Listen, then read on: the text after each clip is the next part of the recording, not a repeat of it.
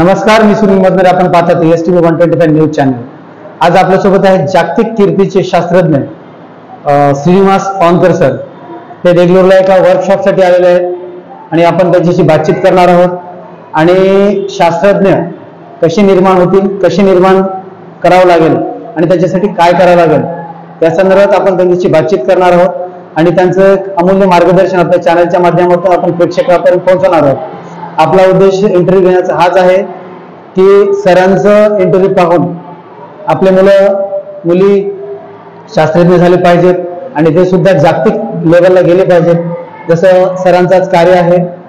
Sir एक director आहेत औरंगाबाद येथील MGM विद्यापीठाचे. तर सरांशी आपण बातचीत करणार आहोत. सर, सर्वप्रथम आपलं स्वागत आमच्या चॅनलवर. सर, सर्वप्रथम पहिला प्रश्न असा की सर, आपलं शिक्षण कुठे झालं? मी मूळचा नांदेडचा आहे आणि शालेय शिक्षण माझं नांदेडला झालं आणि महाविद्यालयीन शिक्षण देखील नांदेडलाच झालं. यशवंत सायन्स कॉलेजला 11वी ते MSc एकाच महाविद्यालयाचे विद्यार्थी राहिलेलो आहे. तर सर, मग आपल्याला कसं वाटलं की आपण शास्त्रज्ञ व्हावं? याच्यासाठी आपण काही प्रिपरेशन केलं होतं का? काही प्रिपरेशन हा तसंच नसतो. शास्त्रज्ञ फक्त निरीक्षण शक्ती जी आहे, आपण आजूबाजूला काय घडतंय सातत्याने आपण अनुभवलं पाहिजे आणि त्यात नेमकं काय थोडासा बदल करता येईल का, आपण जे काय बघत आहोत त्यामध्ये आपल्याला वेगवेगळे सुचवता येते का, त्या कृतीतून ते होत जाते. शालेय जीवनामध्ये तुम्हाला विज्ञान प्रदर्शन बघायची संधी भेटते, सहभाग व्हायची संधी भेटते, आपल्याला आजूबाजूला घडणाऱ्या घटना त्या ठिकाणी मांडण्याची संधी भेटते. त्यातून हळूहळू ते घडत जातं आणि नंतर मग त्या ठिकाणी व्यासपीठ मिळाले, योग्य व्यासपीठ मिळालं की मोठं काम संधी भेटते आणि शास्त्रज्ञ त्या पद्धतीत पायरी मिळली जाते. पण निसर्गाचं अध्ययन करणं आणि त्यात काय बदल होत आहेत आणि मला त्या बदलाला कशा पद्धतीने मांडता येतं हे तुझ्याकडे शास्त्राची पायरी म्हणता येईल. सर, मग खगोलशास्त्र किचकट शास्त्र मानलं जातं आणि खूप त्याचा अभ्यासही गाढ आहे. तर मग हा जो अभ्यास आपण कशा प्रकारे केलात आणि आपलं काही संशोधन खूप महत्वाचं होतं, जागतिक लेवलला पण ते गेलेलं आहे आणि ते कसं गेलेलं आहे आपण आमच्या प्रेक्षकांना सांगा आमच्या चॅनलच्या माध्यमातून. नाही, पहिली घटना मी ज्या 10वीचा विद्यार्थी 10वी 11वीच्या फेजमध्ये असेल, अतिशय लहान असताना आकाशगंगाची संधी भेटली. इंडक्शनचं आम्हाला वेळ लागलं, परंतु त्या नोंदी ठेवणे, आपण जी काही खगोल नोंद घेतो का जे पाहत आहोत त्याची नोंद ठेवणे खूप महत्वाचं आहे. नोंद ठेवणे म्हणजे काय असेल, कुठल्या दिवशी बघितलं असेल, किती वाजता बघितलं असेल, काय बघितलेलं आहे, ते कसं दिसलं असेल, स्केच केलं आहे का, अनेक बारकावे त्यामध्ये येतात. तर नोंदी ठेवून दिलं तर ह्याले धुमके तुम्ही बघितलं असेल आणि ह्याले धुमके तुझी एक मात्र नोंद माझ्या नावाने नोंदवण्यात आहे. ही त्याची जमीची बाजू आहे. जे 11वीला होतो मी त्यावेळेस आणि 11वीला असताना संपूर्ण वर्ल्ड मी एकटा असेल तर नक्कीच त्याचं कौतुक झालं होतं त्यावेळेस. आणि कोणती पाठ ठोकरली होती, ती पाठ ठोकरली जी आहे, कुणीतरी आपण केलेल्या नोंदीचा अभ्यास केला आम्हाला व्यक्त करत असेल तर तो त्या ठिकाणी खतपणे घेतलाय आणि नंतर त्याच्या घटना घेतल्या असतील, नोंदी घेतल्या असतील, त्याच्या पद्धतीने नोंद घेतो आणि जागतिक पातळीवरती त्याची दखल घेतली गेली आणि तसं ते घडत गेलं. खूप काय करायचं म्हणून करत नव्हतो, पण जे काय करत होतो ते वेगळं करून त्यात जपलं होतं आणि म्हणून नोंद करता आलेलं होतं. तर सर, पुढचा प्रश्न असा की आपल्याकडं म्हणजे भारतामध्ये आपल्याला वाटतं का की विदेशापेक्षा आपल्याकडे सायंटिस्ट कमी आहेत आणि संशोधन कमी आहे? तसं काहीच नाही. आपल्याकडे सातत्याने ग्रामीण भागातला शेतकरी देखील संशोधक आहे. आपल्या भागातला जो मोटरसायकल दुरुस्त करणारा देखील संशोधक आहे.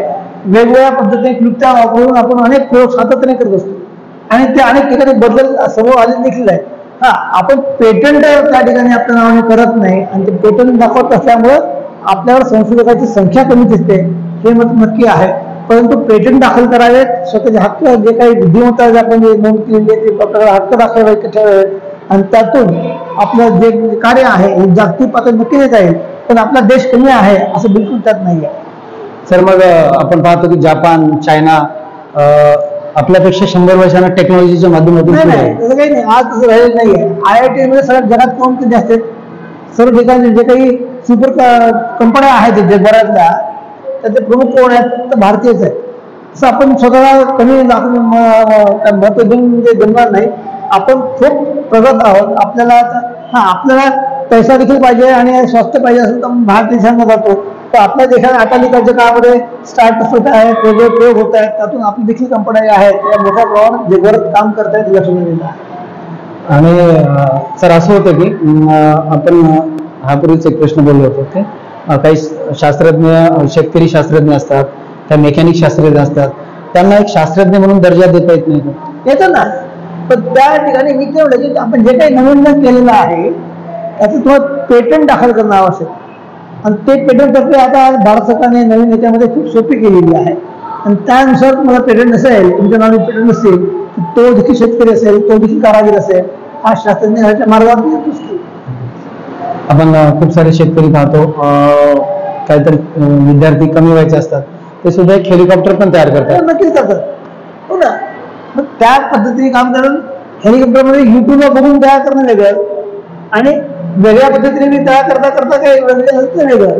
पेटंट करताना त्याचा अभ्यास केला की तू बघून केलेला आहेस की तू स्वतः केलेला आहेस, हा तिथं स्ट्रेस जो आहे तो पेटंट भेटला जातो. आणि त्यामुळे पेटंट तुमचा असेल तर तुम्ही नवीन केलेला आहे आणि त्यामुळे शास्त्रज्ञ होता.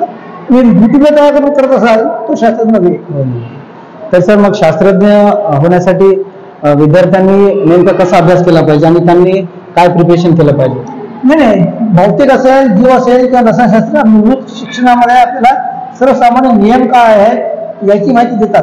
परंतु या पलीकडं वेगळे पण प्रश्न जे आहे ना ते खूप महत्वाचं आहे. आणि तो जो प्रसंग आहे हा तुम्ही त्या ठिकाणी नोंदी घेणे, सातत्याने वेगळे पण बघणे, या विषयाचं ज्ञान इकडे वापरणे, जीवशास्त्र ज्ञान भौतिकशास्त्र वापरता येईल का, भौतिकशास्त्र रसायनशास्त्र वापरता येईल का, असे प्रसंग जे आहेत हे जर चाचणी करू शकलो आणि तो त्या ठिकाणी आपल्याकडे करता आला नक्की शास्त्रज्ञ सहज घडतील असं वाटतं. सहज घडतील असं. तर मग जो अभ्यास असतो मुलांचा पहिलीपासूनचा, हा अभ्यास स्ट्रॉंग आणि चांगला पाहिजे का?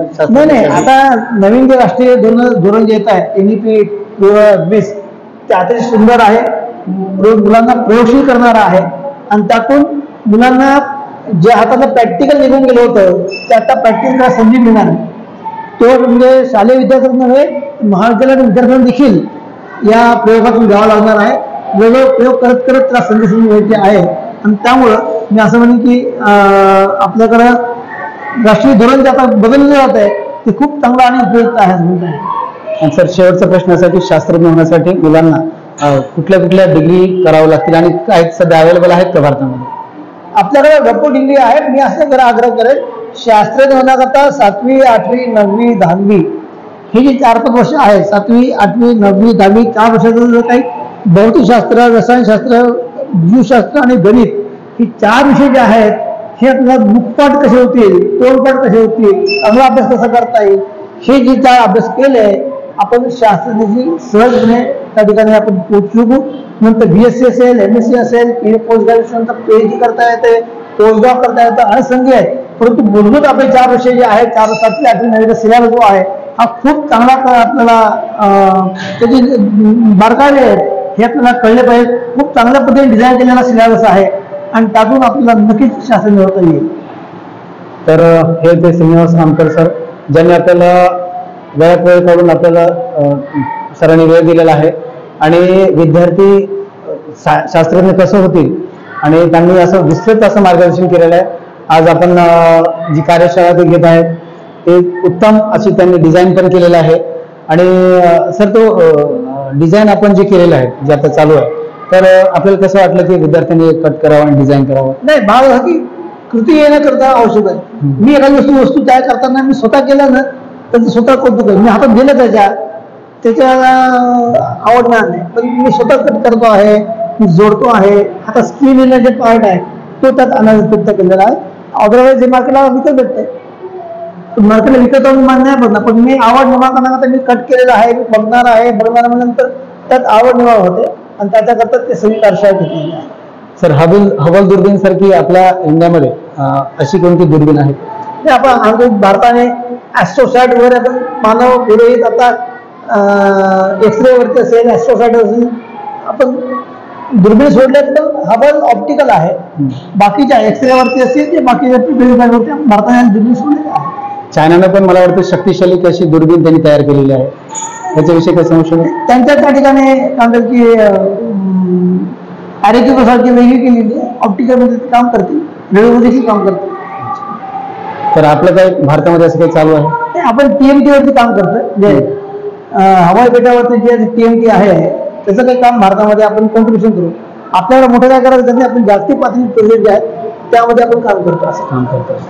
तर हे ते श्रीनिवास आमकर सर त्यांनी खरंच आपल्याला खूप वेळ दिला. सर आपण वेळात वेळ करून आम्हाला वेळ दिला त्याबद्दल सर आपले खूप खूप धन्यवाद. आमचा उद्देश हेच आहे की आपणही सायंटिस्ट व्हावं, मुलांनी सरांचं मार्गदर्शन जरूर ऐकावं आणि आपण शास्त्रज्ञ व्हावं हीच आमची इच्छा. सरांना परत एकदा धन्यवाद. नमस्कार.